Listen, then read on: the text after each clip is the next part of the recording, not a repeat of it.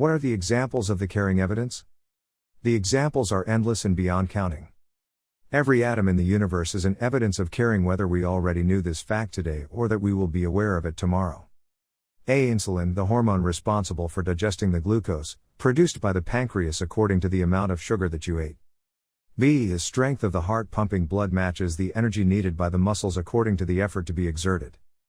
C. The valves of your stomach prevent the food from returning to your mouth unless it hurts you. D. Were it not for the valves of the colon, your clothes would have been spoiled continuously.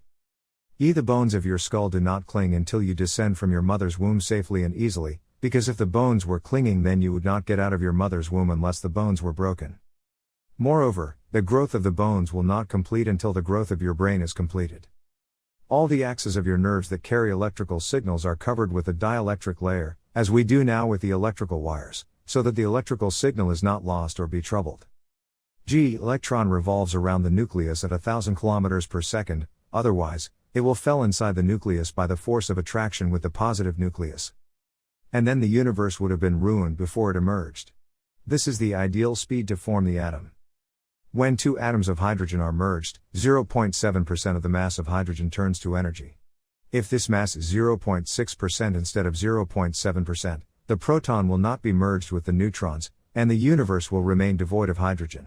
If the percentage of the mass converted to energy is 0.8% instead of 0.7%, the merge will become very rapid, which will lead to the disappearance of hydrogen immediately from the universe, so life will become impossible. Then the percentage must be between 0.6% and 0.8%.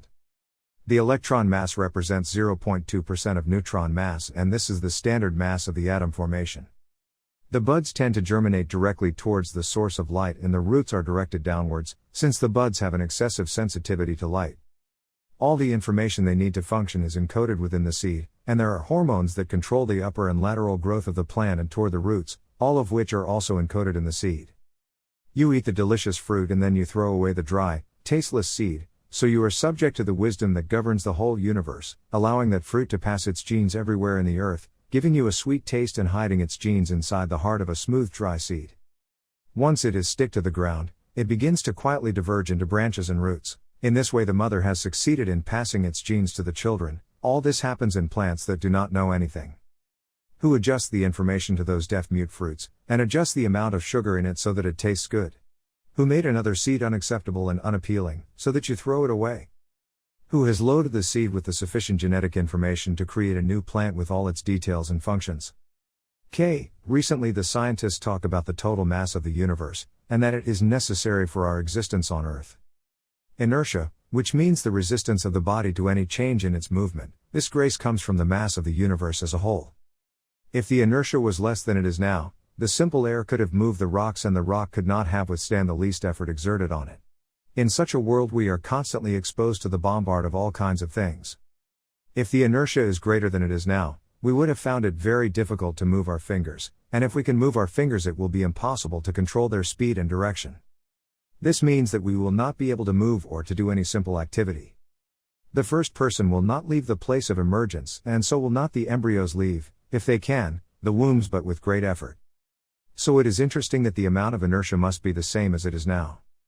What surprised the physicists, especially Dennis Sciama in his book Unity of the Universe, is that the mass of the Milky Way galaxy does not participate in the control of inertia except by 0.1 per million, while the mass of the Earth does not control the inertia only by 0.001 per million. This leads us to say that the ideal inertia that is the basis of our life and through which we practice all our activities is the product of the total energy of the universe as a whole. This makes us say that our existence depends on the mass of the universe and the existence of the universe as a whole. Allah said, interpretation of the meaning. And we did not create the heaven and the earth and that between them aimlessly. That is the assumption of those who disbelieve, so woe to those who disbelieve from the fire. Quran 38:27. The more the science develops, the more the wonders of wisdom and precise details of creation appear. Some atheists criticizes the carrying evidence and say there are non-ideal things such as diseases and earthquakes.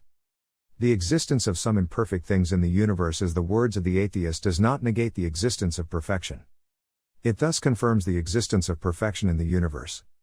If there were no perfection at all, the atheist would not have realized that there are some imperfect things. How can you speak of a flaw in the design in a world without any design? What they describe as imperfect is probably a form of lacking knowledge or a lack of understanding the wisdom of things. The believers do not say that the universe is perfect, or that there are no misfortunes, but they say that the universe is perfect, and that nothing occurs without purpose. The position of the atheist is similar to those who deny the workmanship of the spacecraft because of the huge amount of petroleum materials in the vehicle that are liable to explode at any moment. The world was not designed to be eternal, or to make us immortal. But we are created to be tested with the different trials. Allah said, interpretation of the meaning. And we test you with evil and with good as trial. Quran 21:35. All of this is included within the framework of purpose and wisdom.